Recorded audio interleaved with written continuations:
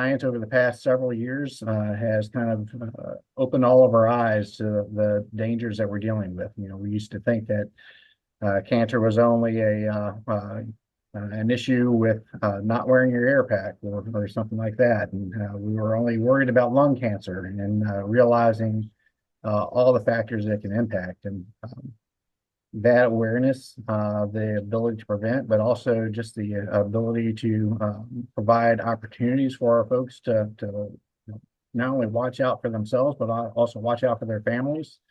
That has become a key component of our training, of our preparation, and wanting to again partner with the resources we have within our jurisdiction, whether it's other healthcare providers. Definitely Local 3886 has been a great partner in kind of leading the way in some of this, and just it's been a primary focus. This has probably been one of the most important topics that we have worked hand in hand with management, so labor and management coming together. It was probably just a couple years ago that I heard about the UDS early detection scans actually from one of our administrative chiefs. And that kind of got the ball rolling in regards to our early cancer detection scans, was just putting that little bug in my ear. I was immediately able to get connected.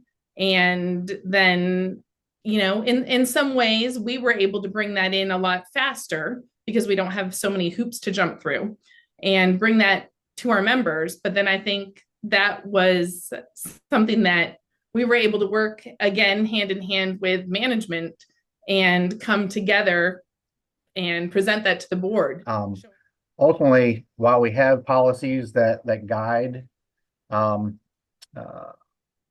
variety of things of making sure that we don't have turnout gear in living quarters, making sure that we're doing on-scene and post-incident decon, making sure that we are showering within the hour, making sure, again, we're doing all those things right, that we can develop those policies.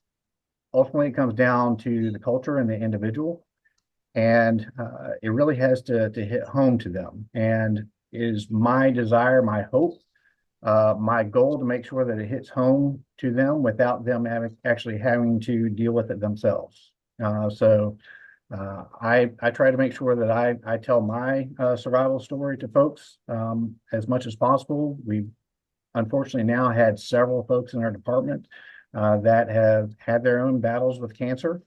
And it's important that we tell their story, that we make people realize that it can happen to anyone. And it is not something that is always, all right, I've found out I have it now, I can get it taken care of next week, and I may have to deal with something for a month and move on. It can be a long, agonizing journey that doesn't always turn out well. So as president, I've unfortunately had to assist now a couple of members with their journey through, tests, then diagnosis, then treatment, and luckily return back to the field. But immediately when I first get that call that, hey, a member might have cancer, they're going for some tests, they're getting that test results. For me, the resource that was extremely valuable was I was able to contact the Firefighter Cancer Support Network, reach out to Steve Wiseman, who is local to us, and just ask him for some guidance. What do I do? Where do I point this firefighter? What direction do I point them in? And it was so helpful to be able to just have that resource, not just for our firefighter, but for myself. What do I do for them? How do I need to advocate for them? What issues may I face as the local president that this firefighter might face down the road with either time off work, sick leave, FMLA, some of their rights, being able to make sure that their job is protected and they don't have any of those stresses while they are getting their treatment, so that they can solely focus on getting better. We were one of the first departments probably that provided the particulate hoods to all of our folks and made sure that everyone was issued two hoods before we could even get two sets of gears.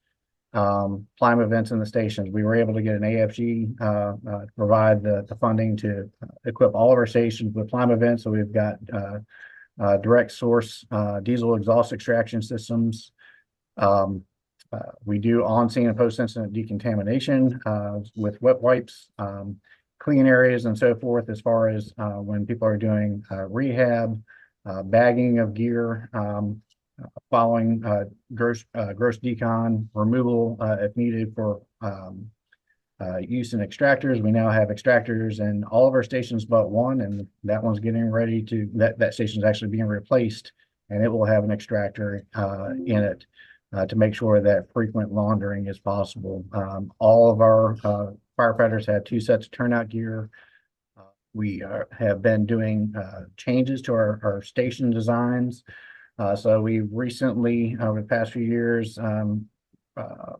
basically expanded the station and included some hot, warm, and cold zones in that. And that is going to be at the core of our station designs moving forward. Interior vehicles, we've moved and are moving towards solid surface materials inside of all of our interiors for easier decon.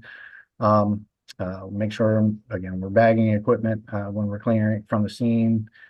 Definitely working with the Firefighter Cancer Support Network on education. We provide cancer awareness training to all of our recruit academies. So I had my cancer diagnosis about 13 years ago, and it was probably 12 years ago that I actually was present when Brian Frieders was doing an educational session at the, I think it was a Virginia Fire Officer Academy. And some of the things he was mentioning as far as exposure, I had never ever thought of, and then realized how I probably contracted my cancer. That the education component that the Firefighter Cancer Support Network has provided has opened my eyes, and it has definitely been something that kind of encouraged me to push forward with a lot of these things. So the resources as far as how things are supported with when our folks unfortunately develop cancer or even just have a cancer scare is impressive. But the information that's pushed out as far as the awareness, that pipeline of understanding from the science that's going on now and ways that we can potentially prevent it in the future. That's key. There is so much out there right now, especially through the IFF and different organizations and different companies that have information on cancer prevention, early detection, that we need to be getting it not just to our members, but sometimes we need to be bringing that information to our administration. I would say we always worry about those high risk, low frequency events. Cancer in the fire service is a high risk, high frequency event that we need to plan for. It's not something that people can think it's not going to happen to me. It very likely will.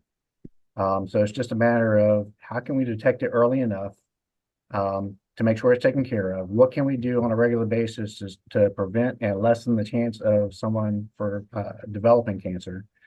And we all need to work together to watch each other's backs. And staying on folks to remind each other that, hey, use your wet wipe when you go to rehab, and make sure that you're cleaning your gear on that regular basis.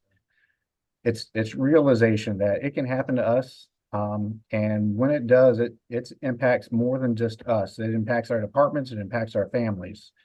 So we owe it to each other to make sure that we're watching out for each other.